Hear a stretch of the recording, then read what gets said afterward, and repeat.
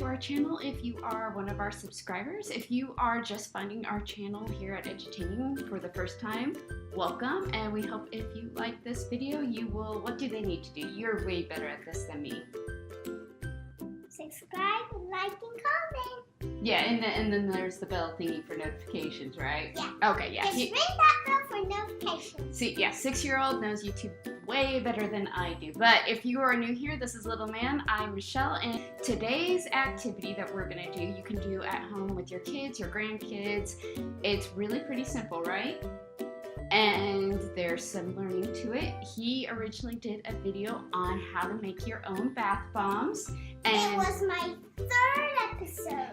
It was your third episode of Little Man's Lab. I will throw a card up there because he will take you through in that video step by step how to make this recipe. We're gonna make some shortcuts today, but he will also, if you are making this with your kids or grandkids, he will talk about scientifically what's going on in the background, those chemical reactions that make those bath bombs fizz.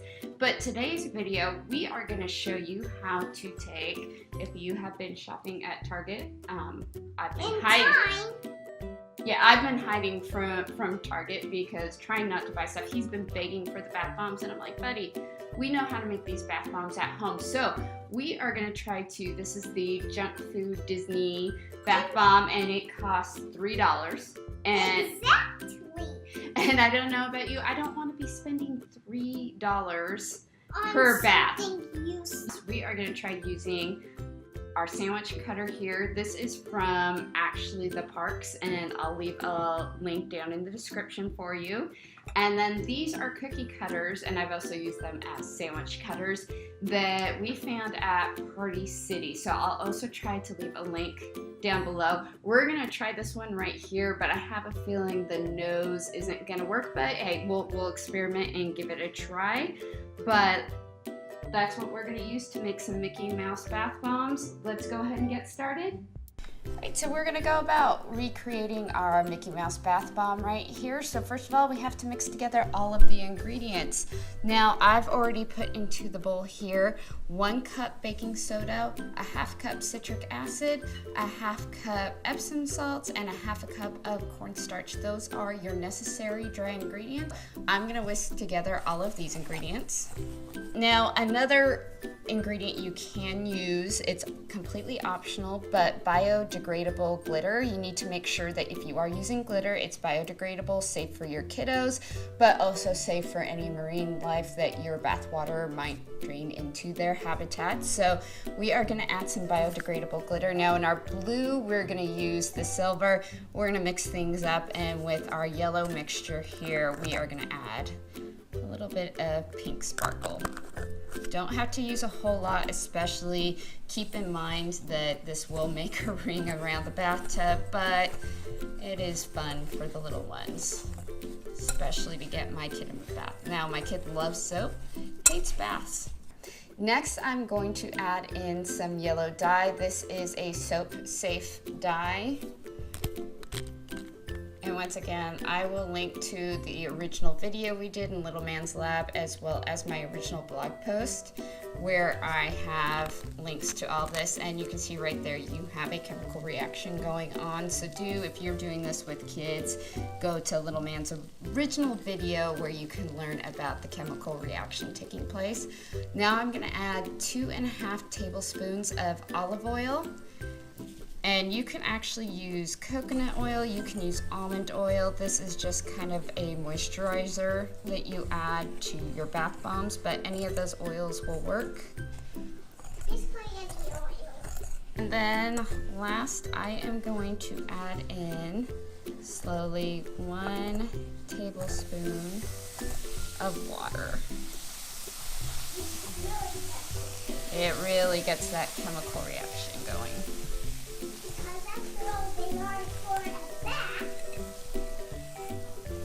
We will get these both mixed up, and then we will show you how to add these to your mold.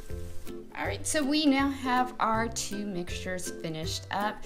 They're going to be slightly moist and very crumbly, and actually in the end I always give up using the whisk and I tend to knead it like it's dough to get the final mixture together. But now that we have these two made, I'm going to set them right over here. Sorry, the camera's going to... And if you use your hand and squish them together, they stick together pretty good. Yes, alright, and I'm going to get our little molds here. Now, because I'm using a metal sandwich cutter and cookie cutters, I'm actually going to add a little canola oil. You can use coconut oil again, and just kind of lightly spray them so that when our bath bomb is dry, I can make sure to actually get it out of the mold.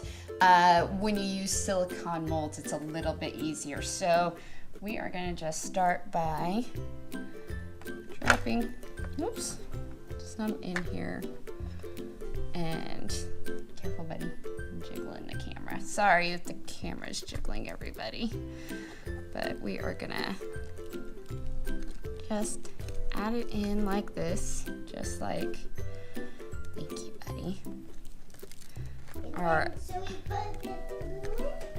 We are gonna put in some blue. Give me a moment, buddy. Hold on, bud. And you're gonna want to, as you add to the mold, just pack it together. And a little bit of yellow. I forgot to add our scent. You know what, you all? I forgot to add the scent.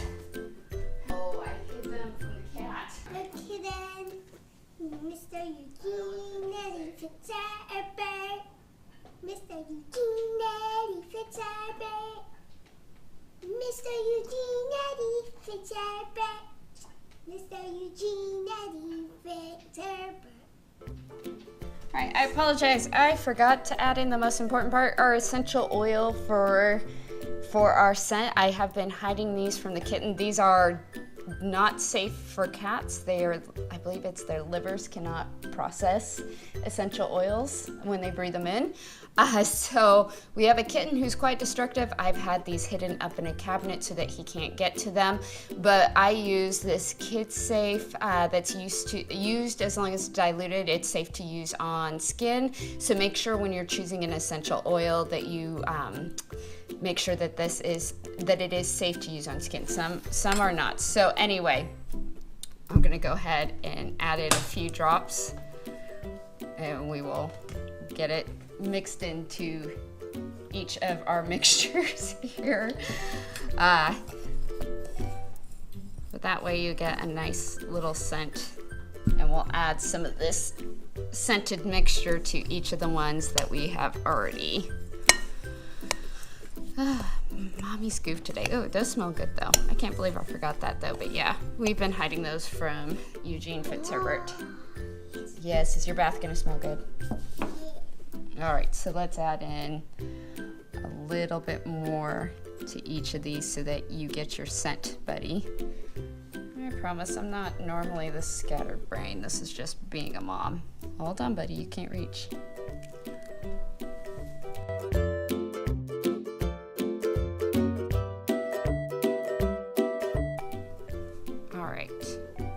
We are gonna let these dry for a few hours. I've often let our bath bombs just dry overnight. All right, and we're back. It's been about 8 hours now. Our Mickey Mouse from the sandwich cutter is still actually drying, so he did crumble a little bit when I took him out, but I do recommend letting your bath bombs dry overnight and removing them from your silicone mold or your cookie cutter the next morning.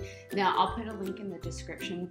While we were waiting for these to dry, not only did we do some cleaning, some swimming, eating lunch, and what have you, but I did some research and I did find a Mickey Mouse muffin mold that might work for you, so I'll put that down in the description because silicone molds do work a lot better than cookie cutters. You do have to be very careful how you get the bath bomb out while removing it from the cookie cutter, but here is our finished product.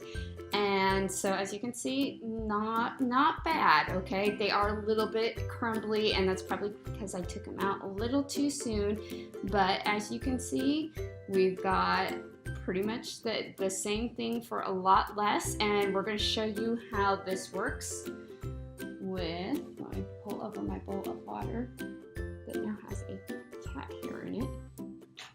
Is it Mr. Yuki? Probably because he got up and snagged this tablecloth. But anyway, so I tried to remove this Mickey Mouse, whoops, there you go, at about the 6-hour mark, so you can see what happens if you remove them too soon before they've completely solidified. So anyway, little man, do you want to drop them in and show them how well your homemade bath bombs work? All right, here you go. Here, you take the ears. You jump in the ears first. And there we go. And do you remember what type of gas is being released? Carbon dioxide? Very good, carbon dioxide gas. So once again, if you're doing this with kids, this is the same reaction you see in a vinegar and baking soda volcano. It's Vinegar works too. well, yeah, but we don't want to smell like vinegar in the bath, do we? Because vinegar has a strong smell. So anyway, so that is your reaction right there. Great opportunity to work in a little learning over the summer while the kids are off from school. So we hope that you enjoyed this DIY. We'll have a lot more coming, right? Yeah, all right. So thank you for watching. Thank you for stopping by. We hope if you are not one of our subscribers that you will subscribe. And little man, why don't you go ahead and close it out?